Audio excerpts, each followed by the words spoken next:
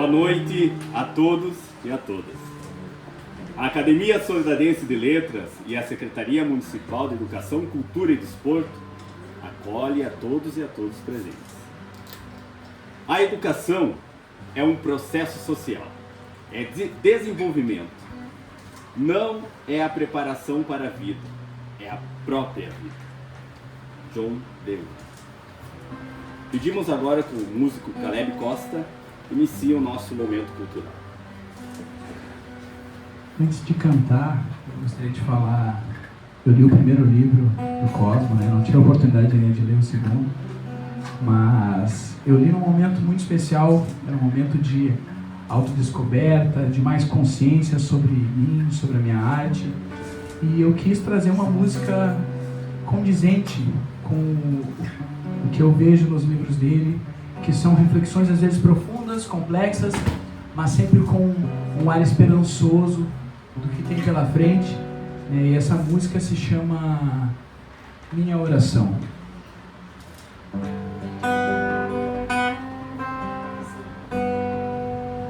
Ao olhar os pequenos, enxergo o futuro ali.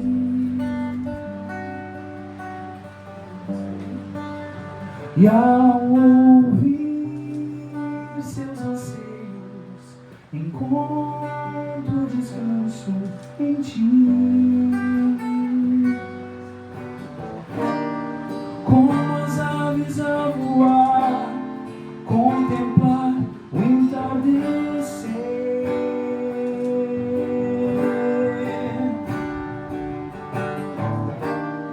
A esperança está no ar, o amor há de vencer.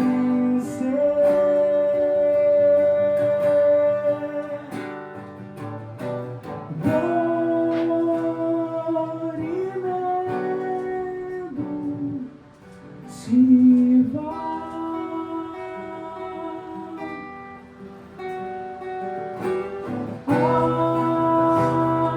aconchego me dá.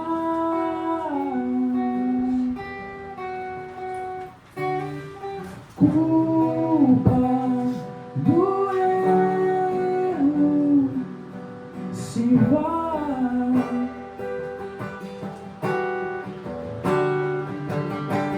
Em teus braços descansa.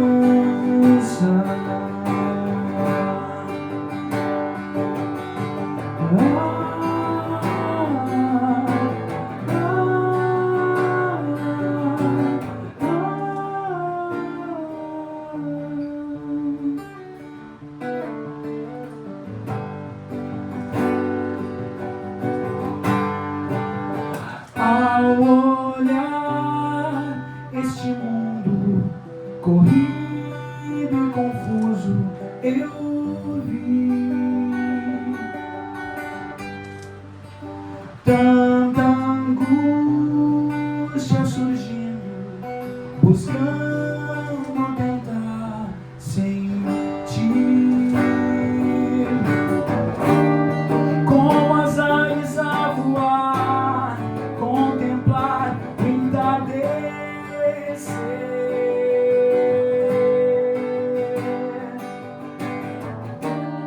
A esperança está no ar, o amor há de vencer.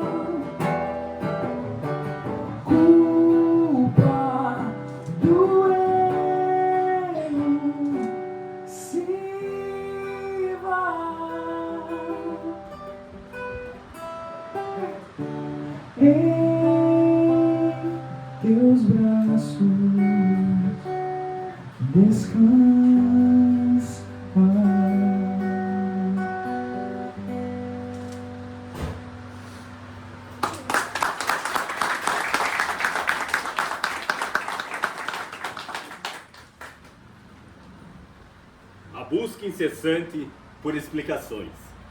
Norteiam a vida do ser humano, desde os seus primórdios. As questões mais básicas ainda não se desatualizaram.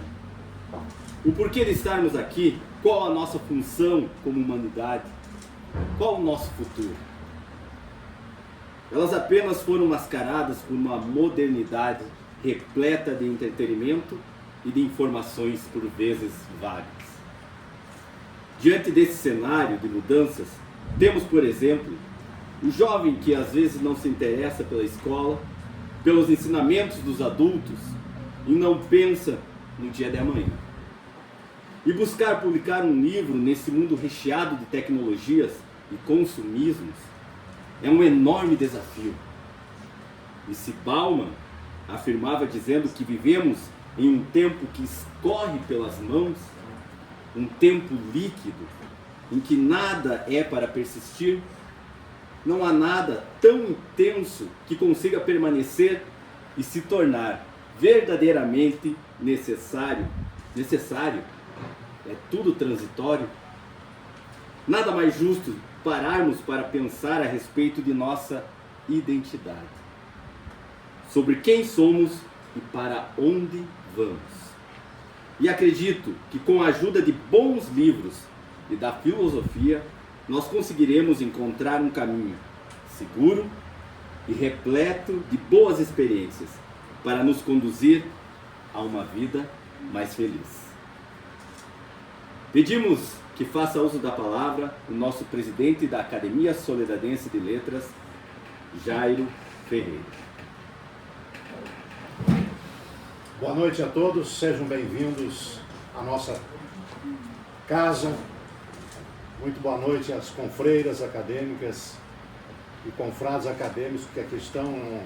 Uma honra estar ao lado do Cosmos, né? Escritor como a gente, que tem esse quê de teimosia, né? Que nós que escrevemos, na realidade, somos muito teimosos. Essa semana me perguntaram, mas por que você escreve? Eu disse, olha, não escrevo para ganhar dinheiro, porque nunca ganhei dinheiro com livros, viu, Cosmo? Mas eu fiz um texto, uma vez, que dizia, eu escrevo para não ser esquecido, para que as gerações futuras possam lembrar ao ler uma obra da gente, né, uma obra como a sua, e possam, mas que legal que esse cara escreveu. Pelo menos isso a gente imagina. Mas eu gostaria de passar um pequeno texto, serei breve, prometo, sobre a importância da leitura na nossa vida. A leitura é acessível e democrática e fornece um incrível desenvolvimento pessoal e profissional, seja por livros, revistas, quadrinhos, notícias. Muitos pensam na leitura como uma obrigação. No entanto, é importante ter em mente todos os benefícios que ela proporciona e entender que essa atividade pode ser muito prazerosa. E agora, um momento preocupante. Segundo um levantamento feito por um instituto, o Brasil deixou de ter 4,6 milhões de leitores entre 2015 e 2019. E apenas 52% da nossa população tem o hábito da leitura. Número assustador, quando pensamos na quantidade de benefícios que essa atividade pode trazer para a vida de todos nós.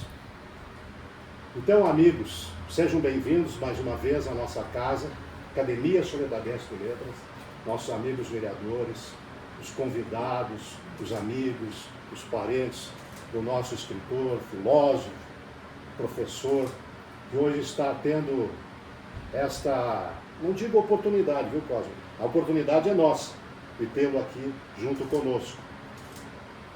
Mas, finalizando, a leitura permite ampliar o pensamento crítico e vocabulário, exercita a sua inteligência, estimula a criatividade e pode ser um grande aliado no combate a doenças degenerativas. Nós, que já somos mais da melhor idade, a leitura faz um bem danado, bem importante. Ela previne até o Alzheimer, né? E aquela outra terrível doença, né? Da tremedeira, que a gente fica nervoso quando começa a falar assim diante das pessoas. Isso é normal. Eu não consigo falar se eu não estiver emocionado, né? E um pouco preocupado, né? O que será que aqueles amigos lá que não me conheciam vão ficar pensando de mim? Passam 1000 pensamentos pela nossa cabeça. Viu, Cosmo? Você, como filósofo, entende muito melhor do que eu dessas coisas. Então, eu quero que você continue escrevendo. Esse é o terceiro? Terceira, né? Que vem o quarto, o quinto. Eu estou no 10º. Estarei lançando o meu 10º livro na feira. As Águas Revoltas do Cais, baseado numa crônica que eu fiz. Então, muito sucesso a você. Mais uma vez, honrado a Academia Sonadense de Letras por você estar aqui conosco hoje. Muito obrigado.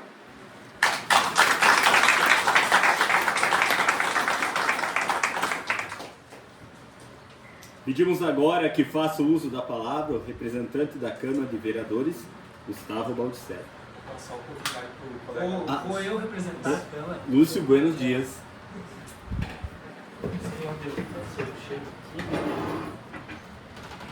Então, boa noite, presidente Jair Ferreira. Cumprimentar aqui o nosso amigo Cosmo Rafael. Cumprimentar os meus amigos, meu colega de trabalho Gustavo, nosso vereador, professor Juliano, Alisson, Vitor Malage, cumprimentar minha sempre professora Neuzinha. Em seus nomes eu cumprimento a cada um e cada uma que está aqui hoje. Eu fico muito feliz de estar participando desse momento aqui hoje, do lançamento do terceiro livro do nosso amigo e companheiro de caminhadas nas lutas culturais, Cosmo Rafael Gonzaga. Eu sou um militante da cultura desde que eu era jovem. Lá pelos idos de 2000 e alguma coisa, 2003, 2004, a gente veio a se somar nos movimentos culturais, participando das atividades da Sociedade Portuguesa para a Cultura, trabalhando com música, com poesia e tentando construir para essa nossa sociedade alternativas para a gente encontrar caminhos, para a gente produzir cultura, para a gente ter acesso à cultura, para a gente se manifestar enquanto juventude também. Tive a oportunidade de passar boa parte dessas lutas ao lado dessas pessoas que eu cumprimentei aqui e outras tantas. Né? Tive a oportunidade de, junto com o Cosmo, com o Vitor, com o Pablo também, construir o projeto do Ponto de Cultura, que por uma questão de governo a gente não conseguiu desenvolver como teria que ser desenvolvido, né? Mas a gente estava na luta, no caminho. E o Ponto de Cultura, quando a gente construiu aquele projeto, a nossa ideia era que, através da cultura, do saber, a gente faria transformações sociais. Lembrando muito aquilo que o Paulo Freire dizia, que a educação transforma as pessoas e as pessoas transformam o mundo. E durante essa luta, eu pude ver, ou pelo menos pude acompanhar as lutas do nosso amigo Cosmo para estudar, para se formar, depois para trabalhar, tendo de se mudar daqui, como muitos jovens fizeram ao longo da sua vida para ter oportunidade. E lembro muito bem que quando nós fazíamos as nossas atividades, cantando no chuveiro, as noites de leitura poética, o Cosmo sempre tinha um conto. E a gente brincava com ele, que às vezes eles puxavam um conto e eram umas 4, 5 folhas com a letra miúda, né? E daí a gente brincava, quantas folhas que tem esse conto? Ele dizia, não, só umas 5 folhas. Mas desde muito cedo ele se dedicava a escrever e também a atuar nos movimentos culturais, né? E para mim é uma felicidade imensa quando eu vi ele publicar o primeiro livro dele, e uma felicidade grande também quando ele publicou o segundo livro dele. E hoje nós estamos aqui com o nosso amigo que veio para a cidade natal, né, para fazer o lançamento do livro. Então, para finalizar, quero dizer para todos vocês que quando vocês tiverem um sonho, quando vocês tiverem uma vontade de produzir alguma coisa, de criar alguma coisa, não desistam. Acreditem em vocês mesmos. Acreditem que é possível a gente nos transformar, e a partir do momento que nos transformamos, a gente pode transformar o mundo ao nosso redor. Então, muito obrigado por estar aqui hoje, compartilhando o lançamento do teu terceiro livro, e desejo sucesso na tua vida. Isso aí, obrigado.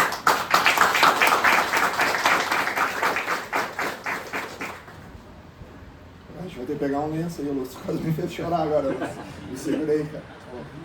Tomar mais um golinho d'água. Acho que traz uma água com açúcar. Cosmo Rafael Gonzato é natural de Soledade. Estudou no Instituto Educacional Maurício Cardoso.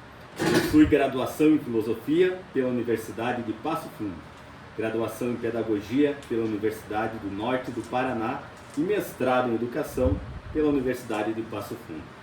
Durante a graduação e mestrado participou de eventos relacionados à filosofia e educação, com apresentações e publicações de trabalhos científicos.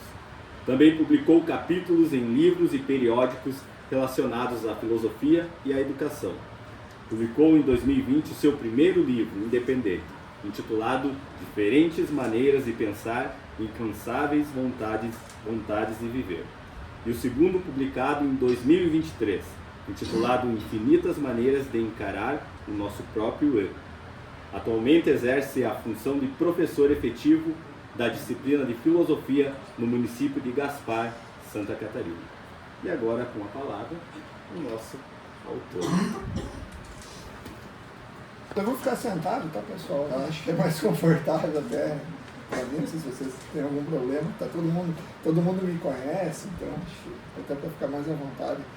Mas, então, primeiro vou agradecer pela minha esposa, né, que sempre é minha maior incentivadora, né, pela Rita. Depois agradecer pela minha família, pela família da Rita, né, que também estão sempre na minha vida. Agradecer a todo mundo que está aqui, pelos amigos, né, e que tirou um tempo, né, da sua vida para vir aqui me ouvir. E, se a gente for parar para pensar, a gente não sabe quanto tempo de vida e a gente tem, e a gente doar um tempo da nossa vida para outra pessoa, para vir ouvir o que ela tem a dizer, é um sacrifício tremendo, quando a gente tem consciência disso. E agradecer a Academia Soledadense de Letras, por estar abrindo as portas para eu poder vir aqui. E em especial ao Pablo, entendeu, Pablo, que você está aqui, que não mediu esforços, foi sempre de alguma maneira ou outra tentando me ajudar a fazer acontecer desde o primeiro livro, quando nós fizemos uma live ainda na época da pandemia.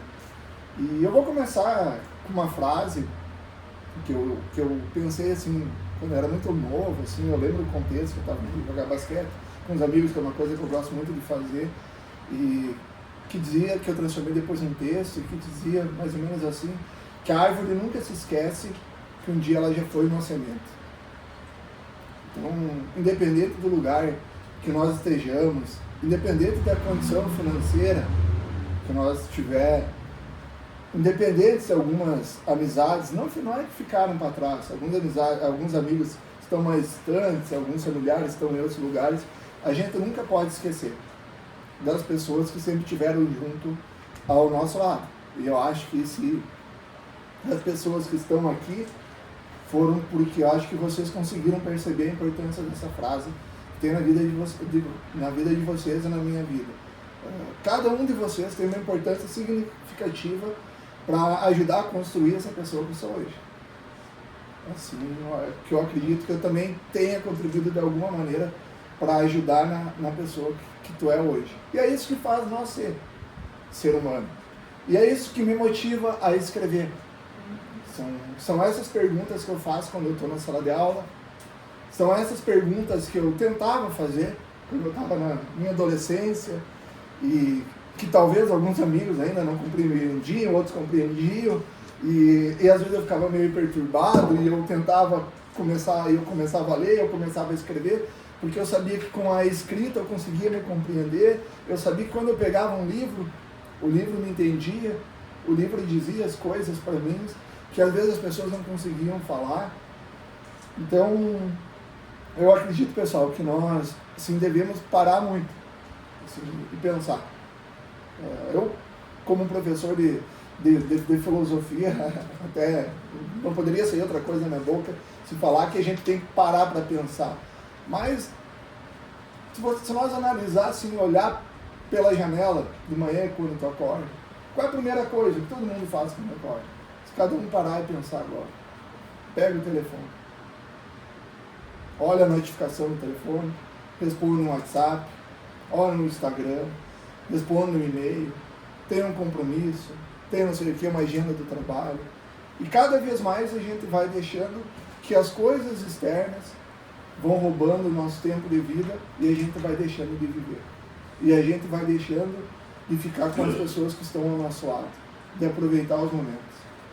Essa é uma pergunta que os filósofos não faziam há 2.500 anos atrás, porque não existia a tecnologia.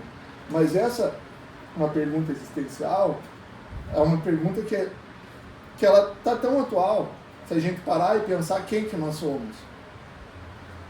Será que a gente para e pensa, quando a gente acorda de manhã, qual que é a nossa missão no mundo? O que a gente está fazendo aqui? Eu, na minha adolescência, eu consegui perceber isso, quando eu fui lá fazer a minha carteira de identidade, que eu era a única pessoa no mundo. Porque esses sinaizinhos que tem no meu dedo aqui, essa identidade dizia que só tinha eu de Cosmo. E se eu era o único que tinha no mundo, e ninguém ia conseguir ser igual a eu, então eu tinha que tentar encontrar meu espaço no mundo. E não foi fácil. E não foi fácil encontrar meu espaço no mundo. Quem me conhece desde novo sabe o quanto eu lutei, o quanto eu insisti por eu ser uma pessoa diferente. E o quanto eu fui julgado, e ainda sou julgado por eu ser diferente. Porque é mais fácil ser igual a todo mundo. É bem mais fácil. É muito difícil a gente ser nós mesmos. E esses meus 3 livros, eu sempre trago essas reflexões. Dessa importância de nós parar, pensar, olhar para a nossa vida e dizer assim, tá, quem que eu sou? Qual que é a minha função no mundo? Será que eu estou vivendo uma vida que eu gostaria de viver? A maioria das pessoas não fazem essa reflexão. A maioria das pessoas só vai vivendo no automático.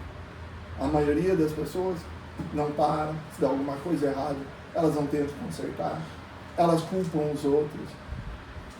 Elas não olham, porque a maioria das vezes o problema está em nós. E eu, desde a minha adolescência, todas as dificuldades que eu tive, todas as coisas erradas que deram na minha vida, todas as coisas erradas que eu fiz na minha vida, porque eu não sou nenhum Deus, não sou nenhum anjo, eu estou aqui na Terra, eu sou um ser imperfeito, eu estou aqui para tentar evoluir, para cada vez ser uma pessoa melhor. Eu sempre tentava tirar alguma coisinha de boa das coisas erradas que davam na minha vida. Sempre tentava tirar algum aprendizado. Da maioria desses aprendizados eu ia escrevendo. Eu comecei com frases, eu comecei depois com os contos que o Lúcio falou, e eu sempre estava com o sonho de publicar o livro. Sempre. Mas tudo muito difícil. Uma cidade que infelizmente não proporcionava muitas condições. Sei como é que está a soledade hoje. Eu lembro que era tudo muito difícil para arrumar um trabalho, era tudo muito difícil para estudar, era tudo muito difícil para mim fazer a faculdade de filosofia que eu tanto gostava, que tinha que ir para Passo Fundo, gastar com ônibus, não se tinha bolsa naquela época, logo quando eu terminei o ensino médio, não existia um ProUni para te entrar. Então isso era tudo muito difícil. Não sabia o que era FIES. E se sabia, não lembro se alguém me falou, se ia ter condição depois de pagar, porque não se tinha um mercado de trabalho para filosofia. porque a filosofia foi sempre muito desprezada, e ainda é hoje, se não for parar para pensar. A filosofia ainda não é muito o queridinho. Então, assim, foi muito difícil para mim. E eu comecei a escrever, eu lembro de uma frase que o Lúcio uma vez comentou no Orkut. O Lúcio não vai lembrar, mas nós fizemos um evento cultural da casinha, acordes culturais ao pôr do sol, lá no parque. Nós fizemos, acho que umas 2, 3 edições. E numa dessas edições teve uma foto, e o Lúcio comentou numa foto minha, assim, que eu sempre botava esses meus textos, lá que estava começando o meu momento, de mostrar para os outros. O Lúcio botou assim: poeta por vocação ou por necessidade? E as duas coisas estão relacionadas. Naquela época eu era mais poeta por necessidade. Hoje eu ainda sou poeta por necessidade, filósofo, digamos assim, se eu posso me chamar de filósofo, por necessidade, porque eu vejo a necessidade que o mundo tem hoje. Eu vejo a necessidade, eu na sala de aula, com minhas 25 turmas que eu tenho esse ano como professor de filosofia, assim como as 33 turmas que eu já tive quando eu comecei a trabalhar lá em 2015, 2016, por mais de 600 alunos que passam por mim toda semana na sala de aula, eu vejo a necessidade, a carência que as pessoas têm de ser ouvida, de ser escutada, que todo mundo quer falar, todo mundo quer um momento para estar aqui na frente, para estar falando, para as outras pessoas ouvir.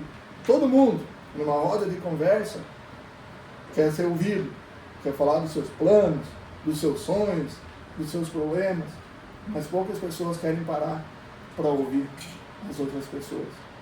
Então, eu comecei como um poeta por necessidade, porque por mais que eu estava sempre cercado de amigos, por mais que nós estávamos sempre juntos, às vezes a gente não conseguia conversar algumas coisas, até mesmo porque eu não me dava liberdade, eu tinha muita vergonha de expor os meus sentimentos. Eu demorei muito, tanto é que na primeira vez que eu apresentei esses contos de 5 folhas aí que o Lúcio falou, que foi O Homem e o Vento, que foi lá na antiga casinha, na Sociedade Botucaraí, eu lembro que eu estava numa tremedeira. E eu tremia, e eu comecei de pé e eu tive que sentar, porque eu achei que eu ia desmaiar de tão nervoso que eu estava. Porque quando eu escrevo, por mais que eu escreva os textos, alguns em primeira pessoa, outros textos pareça que estejam em terceira pessoa, mas são todas vivências minhas, todas coisas que eu percebo no dia a dia, seja no meu trabalho, seja quando eu estou com esse terceiro livro andando de bicicleta lá para o Gaspar, seja quando eu venho aqui para a Soledade, às vezes visitar meus amigos, ou quando eu vou viajar para outros lugares, eu não consigo me desligar da filosofia. A filosofia está em mim. Parece que depois que tu é picada por esse inseto, não sei o que é, quando é que foi, que a filosofia me pegou, tu não consegue mais sair. Tu vê filosofia em tudo. A Rita, às vezes, ela se apavora. Meu Deus, como é que tu consegue pensar nessas coisas? Como é que tu consegue? Nós estamos caminhando, não sei onde, do nada, andando de bicicleta, vê, sei lá, um passarinho que passou, ou uma árvore, alguma coisa, tu tem uma ideia para fazer uma associação com algum problema que tem na sociedade. Não sei de onde que vem isso. Eu só sei que eu sinto a necessidade constante do mundo de mudança. E parece que o mundo, eu posso estar errado, mas é a minha percepção. Parece que ao invés de nós estar assumindo, nós estamos cada vez mais se dividindo. O olho esquerdo está olhando para o olho direito com raiva, sendo que eles estão no mesmo corpo e eles precisam caminhar na mesma direção. Infelizmente, o Brasil, não sei se os outros países estão assim. Então, eu tenho essa necessidade muito grande de trazer nesses meus livros essa ideia do mundo melhor, de a gente olhar para as pessoas não como um objeto, não olhar para as pessoas só quando tu precisa dela, não olhar para as pessoas porque a pessoa vai te trazer algo para te beneficiar, mas olhar para a pessoa como um ser humano. Hoje eu entrei no supermercado, tinha algumas pessoas pedindo dinheiro, eu vi que várias pessoas passavam reto. A gente nunca sabe o dia da manhã. Às vezes tu vê uma pessoa numa cadeira de roda, às vezes tu vê um morador de rua, e a gente sempre julga, a gente sempre aponta o dedo para a pessoa, mas dificilmente a gente para e ouve a história da pessoa para saber por que ela está ali, o que foi que aconteceu. Eu acredito que essa sensibilidade que eu tive se deu a duas coisas na minha vida. Primeiro, pelo ambiente que eu fui criado, que eu criei com a minha mãe com um problema de saúde muito grave. Então eu aprendi a olhar o mundo dessa outra maneira e aprendi a nunca desistir, porque a minha mãe foi a minha maior incentivadora. Ela sempre dizia para mim: estuda, estuda, estuda, estuda. Conhecimento ninguém te tira, conhecimento ninguém te rouba. Estuda e estuda, tu vai estudar, que o conhecimento nunca ninguém vai te levar. Então a minha mãe não media esforços para mim estudar. Ela sempre estava me incentivando. E eu tive a oportunidade de estudar numa escola pública aqui em Soledade e ter ótimos professores. Tive a professora Marisa, que está aqui hoje, tive a Neuzinha, que foi minha professora de inglês. Eu aprendi muito com ela, com as músicas que ela trabalhava na sala de aula, para nós traduzir. A Neuzinha levava os rock, para nós traduzir os Metallica, para nós traduzir aprender inglês com dicionário. Nem sei se a criançada hoje sabe o que é pegar um dicionário, uma folha impressa e traduzir uma música. E a Neuzinha fazia isso. Então assim, eu fui muito bem educado, fui muito bem inspirado, sempre tive muito bem rodeado de pessoas. Eu acho que nós deveríamos começar a fazer mais isso. Eu acho que nós deveríamos pensar mais quem que nós queremos ter em volta de nossa vida. Porque são essas pessoas que estão ao nosso redor, são essas pessoas que vão nos estimular, são essas pessoas que vão ajudar nós a chegar lá na frente, a realizar nossos sonhos. E se eu estou publicando meu terceiro livro, aqui, já publiquei na verdade, e se o ano que vem eu vou publicar mais o meu quarto livro, e eu não vou mais parar agora embalou, agora encontrei o caminho, foi porque eu tive grandes pessoas que me incentivaram. Cada um que está aqui foi porque de alguma maneira vocês me incentivaram.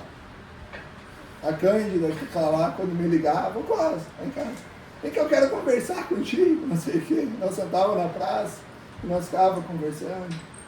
Das épocas que eu sentava na praça, eu ficava analisando a sociedade. Quem passava, se julgava, o que pensava, nunca me importei. Só sabia que eu estava lá sentado e pensando no que eu queria fazer na minha vida. E que infelizmente eu não estava conseguindo fazer naquele momento. Então, pessoal, assim, quem puder adquirir meu livro, sentar e ler, degusta. Assim, degusta cada palavra, cada trechinho desse livro, cada coisinha que está ali. Primeiro, segundo, do terceiro, e faz uma reflexão sobre o mundo. Faz uma reflexão sobre a vida. Eu trago algumas ideias nesse meu livro do diálogo. Não sei por que motivo eu comecei a escrever em formato de diálogos, porque eu só escrevia poesias em formato de metáforas. Só metáforas. O Daniel estava aqui, ele tem uma poesia que ele é apaixonado, que eu escrevi a partir de uma tartaruga, que a minha sobrinha a Poliana tinha, e estava em cima da sala lá, e eu sentei um dia, olhei a tartaruga e escrevi um texto, falando da questão da tartaruga, do casco, de como é pesado a gente carregar o nosso casco da existência, e por aí vai. E lá pelas tantas eu resolvi começar a escrever conto. Não sei qual foi o motivo, mas nesses meus contos eu sempre trouxe uma questão que sempre fez parte da minha vida por causa da mãe, que é a questão religiosa. Sempre a questão da existência de Deus. Não pregando um Deus religioso, um Deus fechado num sistema político criado pelos homens, que ao invés de unir, busca separar as pessoas. Mas a ideia de um Deus bom, de um Deus que está ali para te ajudar, de um Deus que está ali para te ouvir e para te ajudar a se auto-reencontrar no mundo. Para quem não acredita em Deus, pode usar isso como a razão, pode usar isso como a tua própria consciência, pode ser trabalhado isso nesse texto. Mas eu sempre usei a ideia de Deus, porque eu sempre acreditei muito em Deus. Eu sempre digo que Deus é meu brode, que tudo que eu peço Ele sempre atende. Demora, mas Ele sempre atende. Todas as coisas que eu pedi até hoje eu tenho. Eu pedi para mim fazer a minha faculdade de filosofia, eu consegui fazer. Quem me conhece sabe quanto foi difícil. Eu pedi para mim passar no concurso, eu passei. Ele me ajudou. Eu pedi para me encontrar uma esposa maravilhosa, ele me deu. Eu pedi para me publicar meu primeiro livro, eu consegui publicar meu primeiro livro. Eu pedi para publicar o segundo, consegui. Pedi para fazer o terceiro, consegui. Então, isso para mim dá um sentido na minha vida. Fazer as coisas que eu gosto. A gente não deve parar para pensar, para tentar encontrar e dar um sentido na nossa vida só quando a gente está prestes de morrer. Ou quando a gente fica velho. Tem uma coisa muito bacana na Grécia Antiga, que eu sempre busco falar isso em sala de aula com meus alunos. A preocupação na Grécia Antiga, quando os filósofos começaram, principalmente com Aristóteles, que criou uma ética mais do bem-estar, voltado para a felicidade, a maior preocupação dos gregos era quando tu morresse. Quando tu ficasse velho. O que tu deixou para tua família? O que tu deixou como teu legado? Quando tu morreu, quando tu ficou velho? A gente faz essas perguntas quando a gente está no leito de morte. A gente vai lá e faz as pazes com a pessoa. Quando está no leito de morte. Enquanto a gente está na Terra, a gente se esquece das nossas questões existenciais. A gente se esquece de se preocupar com quem a gente é, qual que é o nosso papel aqui no mundo, qual que é a nossa função, de ajudar os outros. A gente se esquece.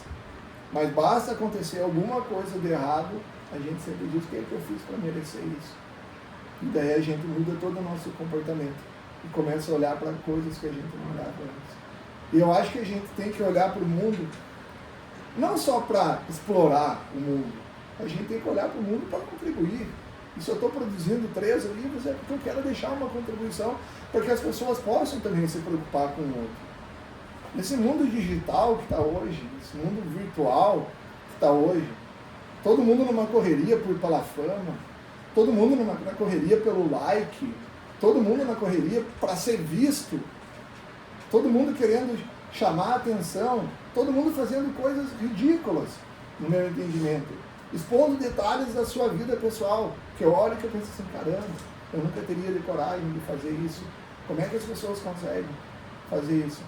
Eu acho que nós deveríamos, nessa correria louca que está, nós parar e pensar: tá, mas espera aí, uma coisa que eu sempre digo com meus alunos de sala de aula: será que porque todo mundo está fazendo, eu tenho que fazer também? Será que a vontade da maioria sempre é a correta? Jesus e Sócrates foram mortos pela vontade da maioria. Será que o que a maioria sempre quer é o melhor? Então, esses meus 3 livros trazem essas reflexões bem existenciais, mas de uma maneira bem suave. Porque eu não quero escrever para mim da filosofia. O que eu aprendi na faculdade de filosofia, o que eu sei dos livros de filosofia que eu li, ficou para mim ajudar as pessoas. Para as pessoas poderem entender, para as pessoas poderem usar isso em algum momento na vida delas. O médico, quando ele estuda para tentar curar as pessoas. Então, quando eu escrevo para tentar ajudar as pessoas a enxergar o mundo de uma maneira mais legal. Não, igual eu, ninguém vai conseguir enxergar, porque eu não vou conseguir olhar para o mundo da mesma maneira que tu olha. Porque nós temos a nossa identidade. Mas a minha ideia é essa. E cada livro cada conto que está ali tem uma história diferente. E eu lembro praticamente de todos os contos que eu escrevi, qual foi a circunstância, qual foi o momento e por que eu escrevi. Alguns quando eu estava com raiva, alguns quando eu estava feliz, alguns quando eu estava indignado. E é bacana que quem pegou o meu primeiro livro e conseguiu ler, e depois quem vai conseguir ler o segundo e vai conseguir ler o terceiro, vai ver o quanto eu estou evoluindo intelectualmente, vamos dizer assim, e o quanto eu estou amadurecendo como ser humano. Eu acho que esse é o objetivo. Meu primeiro livro era muito triste. Muito triste. Quem lê meu primeiro livro, eu acho que chorou. Porque era o cosmo da adolescência. Eu era aquele cara que tinha vergonha de chorar para os outros, mas eu chorava escondido no meu quarto escrevendo. E estava sempre rindo para os amigos. Esse é meu primeiro livro. E de vez em quando eu vinha ser revoltado. Sempre depois da tristeza a gente fica com raiva de quem bate. Então eu ficava com raiva da sociedade que me batia, para eu não ter aquelas coisas. Segundo livro, não, peraí, eu tenho que parar e pensar. São infinitas maneiras de encarar o nosso próprio eu, Então agora eu tenho que parar e pensar, então, peraí, se eu só estava levando porrada, e eu só estava chorando, e eu entendi agora, que a culpa não é dos outros que me davam porrada, mas também era minha, que não estava fazendo as coisas certas para parar de levar porrada, então eu tenho que tentar entender o que aconteceu. Eu fiz isso no segundo livro. Parei e tirei um tempo para mim. Opa, peraí, vamos ver quem que é o Cosmo agora, vamos revisitar. E eu acho que a gente tem que se revisitar todo dia. A gente tem que acordar todo dia e tem que dormir todo dia dizendo, pô, o que eu aprendi hoje? De novo. O que eu estou levando para o dia de hoje, para casa? Tá, fui no trabalho, o que eu estou levando hoje de aprendizado? Tá, e aí, o que eu conversei hoje? O que eu li? Tá, eu aprendi o quê? 3, 4 linhas? Beleza. É isso. Tá bom? Pra gente não perder um dia igual. Pra gente não passar mais um dia batido da tua vida. E daí já no terceiro livro, como eu gosto muito de andar de bicicleta, desde a época que morava aqui da minha adolescência, que estava com alguns amigos aqui, infelizmente eles não estão presentes, porque também tiveram que ir embora para outras cidades, que nós andávamos de bicicleta. Nesse meu terceiro livro, eu trago essas questões de quando eu saio para pedalar. Que eu sempre digo que é um momento que eu faço uma depuração. Porque a gente não percebe, mas quando a gente está no meio das pessoas, está no convívio, a gente acaba às vezes deixando de ser quem a gente é. Às vezes a gente não se dá conta disso. Mas aos poucos a gente vai se deixando de quem a gente é e vai pegando um pouco dos outros. Se não fosse por isso, se não fosse assim, todo mundo era igual no mundo todo. O que a cultura mostra de diversos povos? Aqui em Soledade a gente fala de um jeito. Lá em Santa Catarina já falam de outra maneira. Aqui algumas coisas têm uns nomes. Lá em Santa Catarina outras coisas têm outros nomes. Isso mostra que cada grupo constrói uma identidade para aquele grupo próprio. E quando a gente está fazendo parte de um grupo, é natural do ser humano a gente querer fazer parte de um grupo. Faz parte da nossa existência viver um grupo. É natural isso. Nós querer estar inserido num grupo. Ninguém consegue viver sozinho. Ninguém é autossuficiente. A gente precisou, pelo menos, da mãe, do pai, para nascer uma pessoa para tirar lá de dentro. Para sair. E depois para tantas outras coisas aí na vida. Só que o problema nessa convivência que nós temos humana com os outros, às vezes a gente acaba deixando de lado quem a gente é. E eu nunca quero me esquecer. Que a árvore nunca se esquece que um dia foi uma semente. Eu nunca quero me esquecer daquele cosmo que eu era aqui em Soledade quando eu tinha 15 anos, 16, 17, 18, aquele cosmo que morou aqui, aquele cosmo que vocês conheciam. Eu nunca quero deixar de ser essa pessoa. E por isso que eu saio dar minha pedalada, por isso que eu saio pensar um pouco na vida, porque esse aí é o cosmo. Esse é o cosmo, o momento que eu posso ser 100% filósofo. Porque a gente não pode ser 100% quem a gente é, a todo momento. Já não pode. Já não pode. A sociedade, nós somos livres até onde a regra permite nós ir. Sartre, o filósofo, já dizia, nós somos livres para fazer a escolha. E a nossa escolha está relacionada às regras daquele contexto, daquele lugar que tu vive, e principalmente, cada escolha trazer uma consequência. Então, tu pensar antes de tu fazer uma escolha. Então, quando eu vou dar minhas pedaladas, quando eu paro, às vezes, e me isolo na escola, eu penso, Costa, fazia tempo que eu não te vi, que eu fico lá na hora do almoço, trancado na minha salinha dos professores, almoço e vou lá para minha salinha que estou escrevendo, eu estou meio que recarregando o cosmo. Alguns filósofos faziam isso. Não sei se eu estou no caminho para ser igual a esses caras, mas é isso aí. Então, agradecer a todo mundo que está aqui hoje, que tirou um tempo para vir me ouvir aí de novo. É uma felicidade para mim. Para quem me conheceu desde longos tempos aí, o Lúcio que estava muito junto, muito presente, e o Pablo. O Vitor já estava morando em Passo Fundo, né? O Vitor não estava mais tão presente, foi mais na época de escola ali, mas principalmente o Lúcio e o Pablo, que nós estávamos muito engajados na parte da cultura aqui, tentando fazer alguma coisa. E eu acho que vocês não devem desistir aqui em Soledade. Tá? Eu acho que vocês têm que voltar de novo.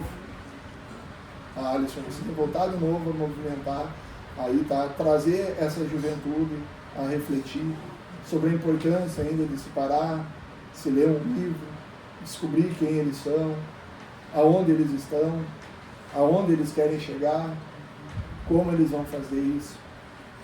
Eu acho que é importante fazer essas reflexões no momento atual que nós estamos vivendo. Tá? E eu agradeço a Academia Solidadense de Letras por abrir as portas para mim, para eu poder me falar sobre isso. Que é o que eu gosto de fazer. Eu gosto de filosofar. Se me deixarem aqui, eu fico até amanhã de manhã falando, tá? Então, seria isso.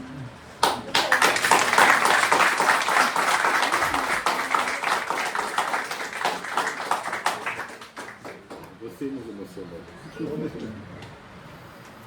Agradecendo a todas e a todos presentes aqui, encerramos esse momento festivo com um momento cultural do nosso músico Caleb Costa. E lembrando a todos que o autor estará à disposição para autografar o seu livro, né? E se alguém quiser alguma coisa, tiver um pouquinho de fome ou sede, tem lá um café, um chá, uma água, um bolinho. Fiquem todos à vontade. E antes do Picasso encerrar, eu vou agradecer pela segunda pessoa mais importante da minha vida. A primeira foi minha mãe, e tem a segunda, e depois tem a terceira, que é a Rita. A segunda é a Nena, que tá lá. Né, Nena? Eu deixei comigo. A Nena é a cerejinha do bolo, né? Só ela ali. É a cerejinha do bolo, só ela. Não tem mais ninguém. Muito obrigado.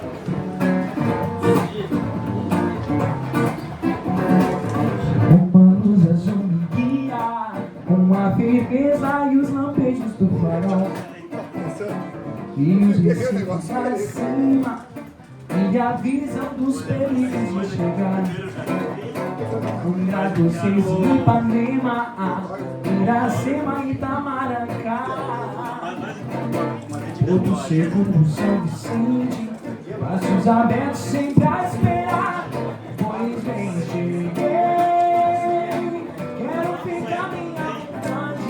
Na verdade eu sou assim. Descobri quando sente mais. Na verdade eu quero.